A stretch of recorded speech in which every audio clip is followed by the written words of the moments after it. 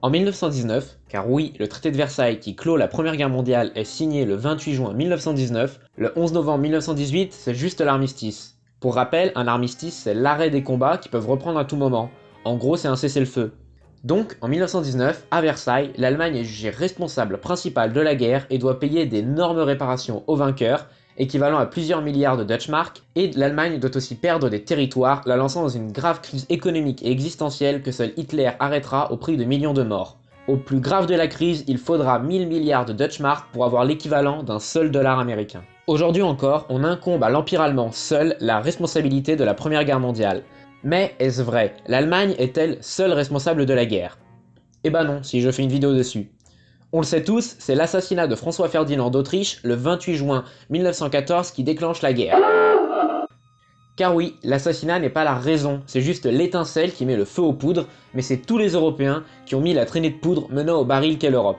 L'équilibre de l'Europe de 1914 date du Congrès de Vienne de 1815 après la chute de l'Empire napoléonien. Ce fragile équilibre est bouleversé depuis la naissance de deux nouvelles nations, l'Italie et surtout l'Allemagne. 16% de la production industrielle mondiale est allemande contre 6% pour la France.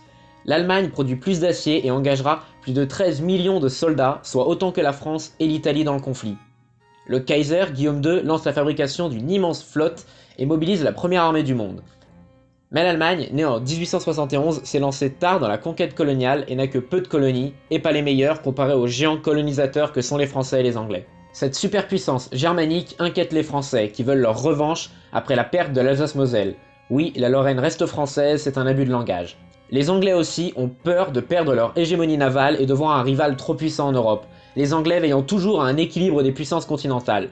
La Russie du tsar Nicolas monte aussi dans le train fantôme, mais avec deux ennemis en plus, ses voisins que sont l'Autriche-Hongrie et l'Empire ottoman. Les deux empires vieillissants sont affaiblis, tiraillés par les peuples qui les composent. La couronne d'Autriche a dû partager le pouvoir avec le royaume de Hongrie pour éviter l'implosion.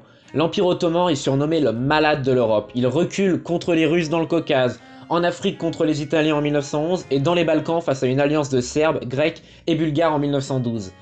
Enfin, la Sublime Porte, vieux surnom de l'Empire, doit faire face aux Arabes du Golfe qui réclament leur indépendance. Les deux vieux empires n'ont qu'un moyen de ne pas exploser, gagner une guerre et ressouder leur communauté. L'Europe entière veut la guerre, l'Europe entière s'y prépare. Dans les écoles, les enfants jouent à la guerre alors que leurs pères font d'interminables services militaires. Les budgets de défense flambent dans une course folle aux armes. Plus de canons, de plus en plus gros. On invente les armes de la guerre future, mitrailleuses, gaz, fusils, canons géants. Les grands patrons en profitent et font fortune. Eux aussi attendent la guerre, qui va encore plus les enrichir et va calmer les volontés socialistes, voire communistes des ouvriers. Le mythe de la fleur au fusil, bien qu'exagéré, est plutôt vrai. On chante la Marseillaise et on pense la guerre vite réglée, l'esprit lavé par la propagande. Presque aucun problème lors de la mobilisation, la guerre sera courte et victorieuse, imagine-t-on. L'Allemagne est responsable de la guerre comme toute l'Europe. D'ailleurs, dans l'histoire, il y a très rarement des gentils contre des méchants et les fautes sont souvent partagées. Merci d'avoir suivi notre vidéo, abonne-toi si ça t'a plu, lâche un bulletin bleu et va défendre la neutralité belge en commentaire.